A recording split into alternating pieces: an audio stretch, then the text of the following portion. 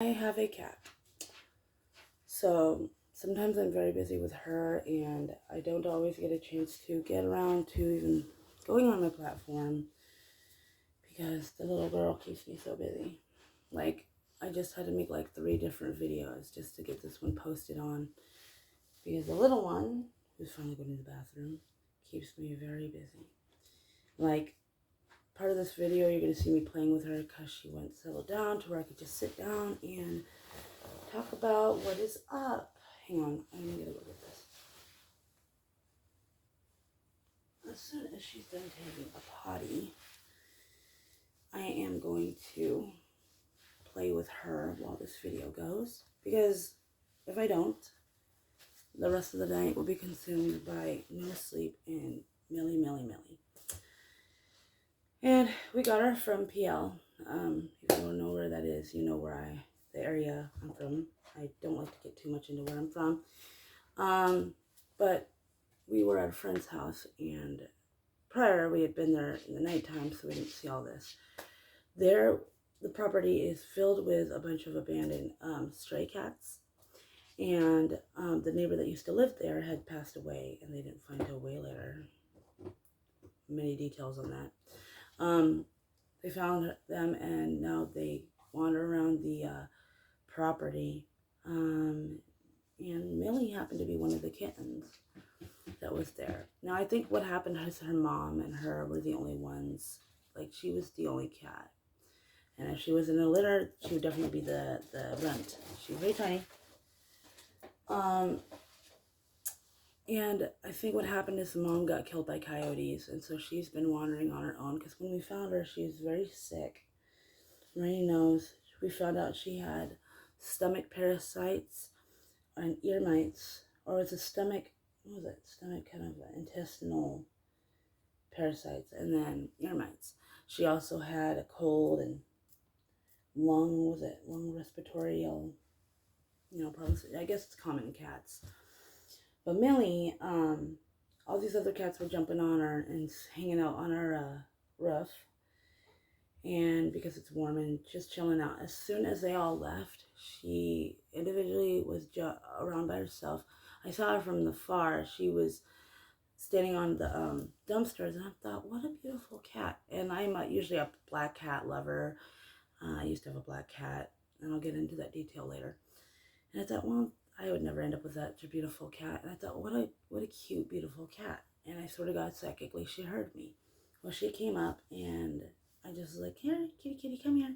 She got in the car, and she wouldn't leave. No matter what I did, I tried to put her out of the car. I tried to, have her back. I tried to shut the door. She got right back into the window. So my husband said, well, ask the owner of the property if you can keep her, because none of them belong to anyone.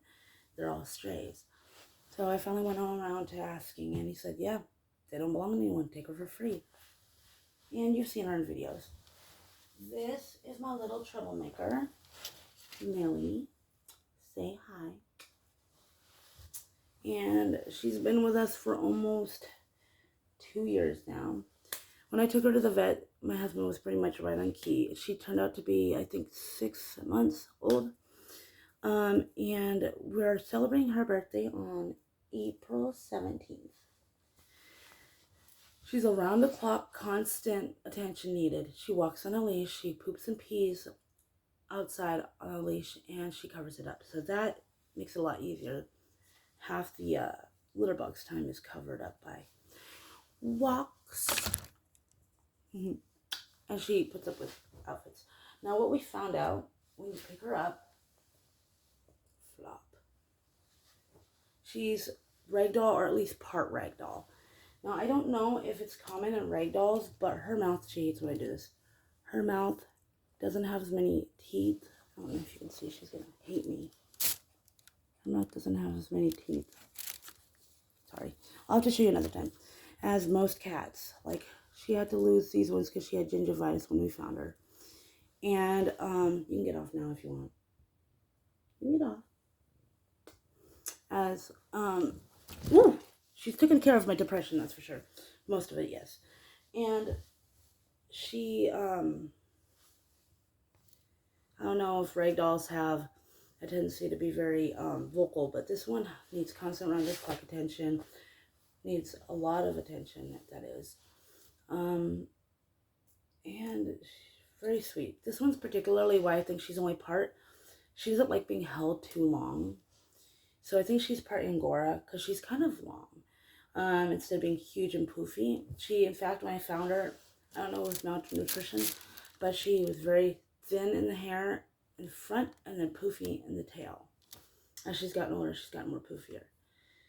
But she keeps me very busy, and if not, she gets very rambunctious. She needs at least 1 or 2 walks a day, and yeah, and that's Millie.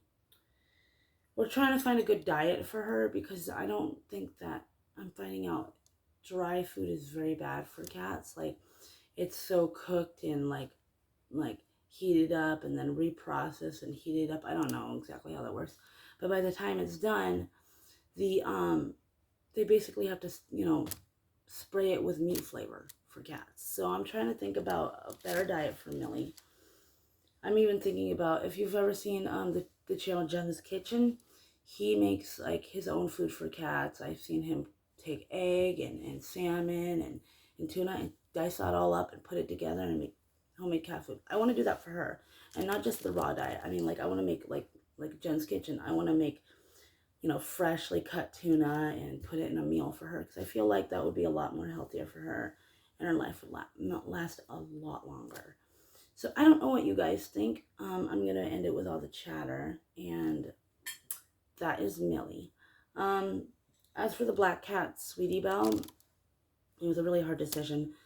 We loved her so much, and we had her for 7 years, but she was never very loving. So it's like, the only time she was ever nice to us is when she would be begging for food. As soon as we'd even give her food, we'd try to pet her and she'd hiss at us, she'd be mean.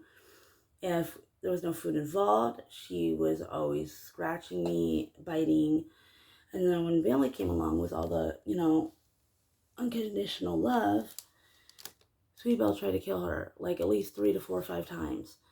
We would be hanging out, Millie would be on the bed, and all of a sudden Sweet Belle would jump up, grab her by her gruff, pull her underneath the stool, and try snapping her neck. As this went on for too long, she started like being mean to us, and it just came to the point where we had to make the best decision that she had to go. So we took her to Whiskers City, where, the shelter is actually located in somebody's home. So we knew that she was in good hands, and they'd find a home for her. And she was able to probably find a home that didn't have another cat. Because when we had Sweetie Belle, we didn't plan to have this little girl. We thought that it was just going to be Sweetie Belle, but couldn't pass up the little lover. And so it was Millie. I can take her to my friend's house who has 4 to 5 kids, and she never bites or scratches them at all, and they play with her all day. And they're like 3 to 4 to 5-year-olds. So, and 7-year-olds. So really, with Millie, it was either a violent cat, I'd have to worry about people coming over because she's violent, or a Millie who, if we had kids in the future, I wouldn't have to worry about that. And she was full of love. And Sweetie Belle wasn't really happy, and I wasn't going to just give up on Millie since we rescued her. And I know that Sweetie Belle's in a good place, with a new family, and where she is with somebody who can take better care of her and have a better environment than we did. And Sweetie Belle, if you look down on the list, it was a black cat we had. So it was a really hard decision to make. Anyway, that's what's up with me and being a fur mom. Have any questions, comments, put them in the section below. If any hate or negative comments will be removed. I mean, there's no need for that. But yeah, let me know what you think, and I'll see you later.